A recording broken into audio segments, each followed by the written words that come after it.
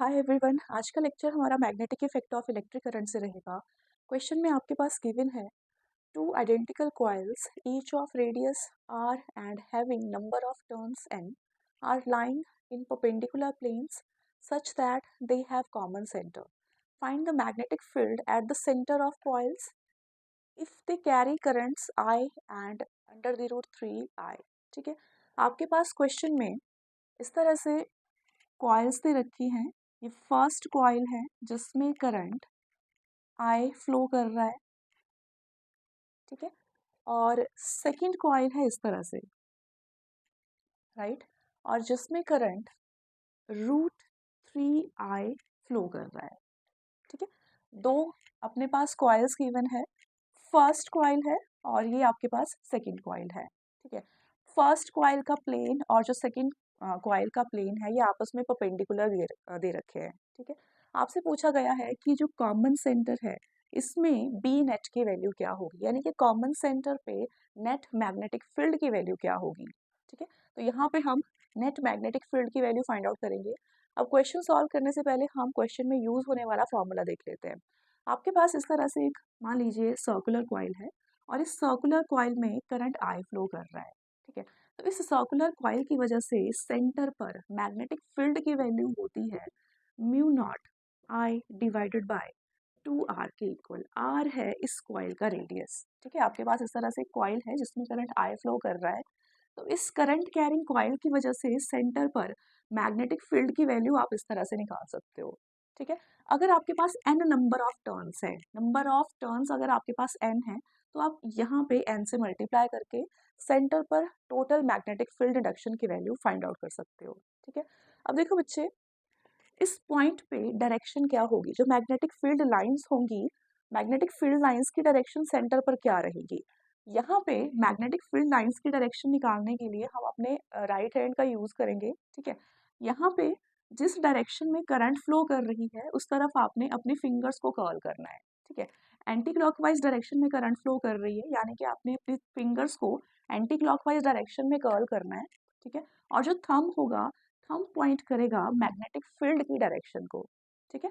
मेरी fingers anti clockwise direction में curl हो रही है और थंब जो है वो अपवर्ड डायरेक्शन में अलाइन है, यानी कि इस करंट कैरिंग लूप की वजह से इस पॉइंट पर मैग्नेटिक फील्ड की डायरेक्शन रहेगी अपवर्ड, राइट। अब देखो यहाँ पे दो कॉइल्स हैं। फर्स्ट कॉइल में करंट एंटी क्लॉकवाइज डायरेक्शन में फ्लो कर रहा है इस तरह से, राइट। फर्स्ट कॉइल है जिसमें कि जो करंट है वो एंटी क्लॉकवाइज डायरेक्शन में फ्लो कर रहा है। तो फर्स्ट कॉइल की वजह से सेंटर पर मैग्नेटिक फील्ड की जो डायरेक्शन रहेगी वो अपवर्ड रहेगी, ठीक है। ये है मैग्नेटिक फील्ड की डायरेक्शन फर्स्ट कॉइल की वजह से। ये आपके पास फर्स्ट कॉइल है और ये है सेकंड कॉइल, ठीक है। और इस कॉइल में रूट 3I करंट फ्लो कर रहा है।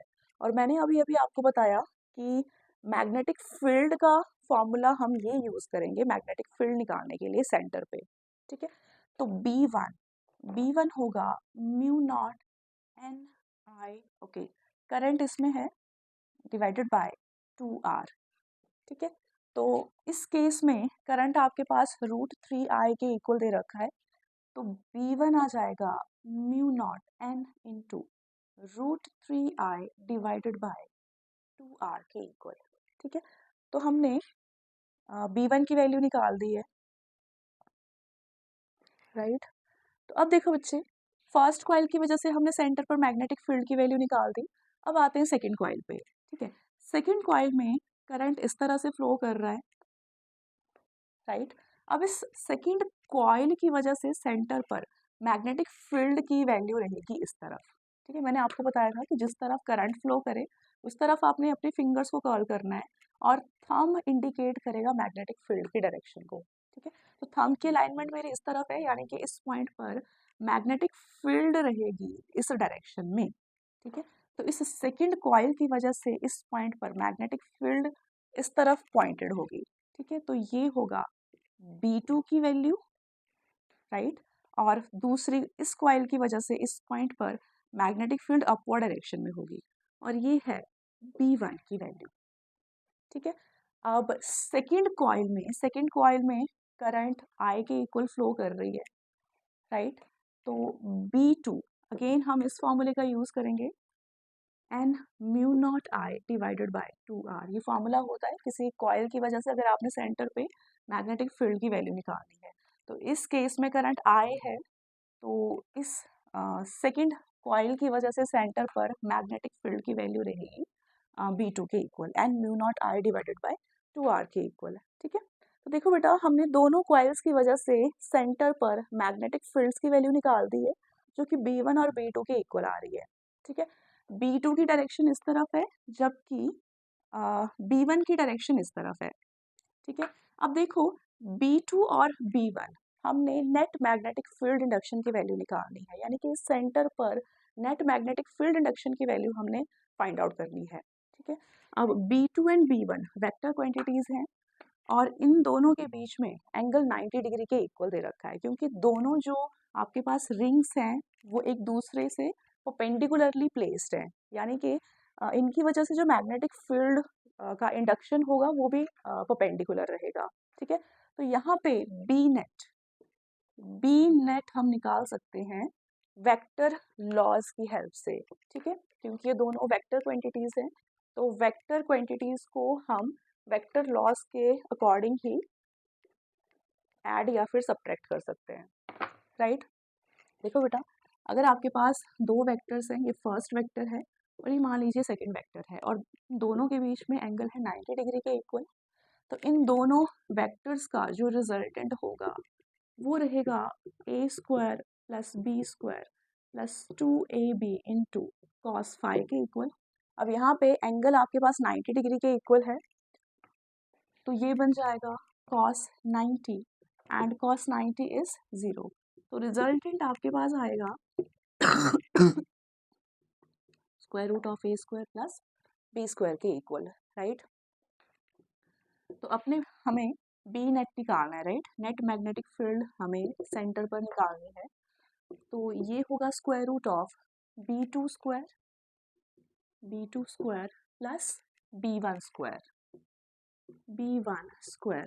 Right, and B2 is n mu naught I divided by 2r whole square plus B1 is mu naught n root 3i divided by 2r whole square। ठीक है, अब खाली हमने इसे सॉल्व करना है, तो ये बनेगा n square mu naught square I square divided by 4r square plus mu naught square n square root 3 square. ठीक है, स्क्वायर से स्क्वायर रूट कैंसिल, तो आपके पास सिंपल 3 बचेगा into I square divided by 4r square. मैंने simply squaring कर दी सारे terms की, और इसके साथ लगेगा स्क्वायर रूट। ठीक है, तो अब इसकी ज़रूरत मुझे नहीं है, फर्दर मैं यहाँ पे सॉल्व कर सकती हूँ। अब देखो बच्चे, यहाँ पे n square mu naught square I square over 4r square. ठीक है, और यहाँ पे mu naught square n square I square and 4r square, ये कॉमन ले सकते हैं हम, तो आपके पास बचेगा n square mu naught square I square divided by 4r square, ये मैं कॉमन ले रही हूँ, तो यहाँ पे खाली 1 बचा प्लस, और यहाँ पे बचेगा सिर्फ 3, क्योंकि ये सारी टर्म्स मैंने कॉमन ले ली, खाली यहाँ पे 3 बचेगा।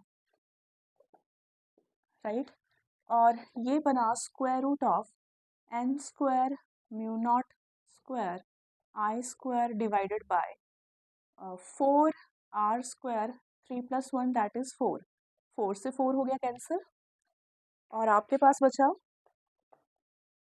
n square mu naught square I square divided bye r square. ठीक है, सारे टर्म्स को हम स्क्वायर रूट से कैंसिल कर सकते हैं, और आपके पास बी नेट या फिर total magnetic field induction at the centre of the coil, ये बनेगा n mu naught I divided by R के इक्वल। ठीक है, तो ये है नेट मैग्नेटिक इंडक्शन की वैल्यू इन दो कॉइल्स के कॉमन सेंटर पे। ठीक है, यानी कि आपका फर्स्ट ऑप्शन करेक्ट है।